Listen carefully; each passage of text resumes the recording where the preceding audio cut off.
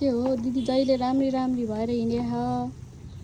कतातिर हो पैसा सैसा चाहिँ ल्याउनु छैन कि टिकटक मात्र बनाउने नि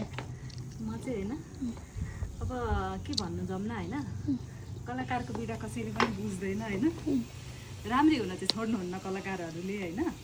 तर यो छैन के गाइस हैन पीडा यस्तो छ अब म चाहिँ एउटा सानो एडको लागि हिँडेको हैन अनि पैसा कति आउँछ भन्ने कुरा त जम्नालाई मात्रै थाहा छ कि मलाई थाहा छ एनीवे यस्तै छ आफ्नो खुसी हो जे गर्दा पनि हामीले आफ्नो कामलाई सम्मान गर्नुपर्छ हैन किन र दिदी जहिले यतिकै हिँड्छ जस्तो लाग्छ क्या जहिले राम्री राम्री भएर ब्याग स्याग सबै धोएर सुकाएर ब्याग धोएको नसुकेको कारणले गर्दाखेरि अर्को ब्याग फेरि कस्तो फोहोर छ यो त है होइन ठिकै हो के लागेको त्यो लाग्दैन त हुन्छ तर कस्तो सानो ब्याग हो त केही छैन अब ब्याग बोक्ने मात्रै हो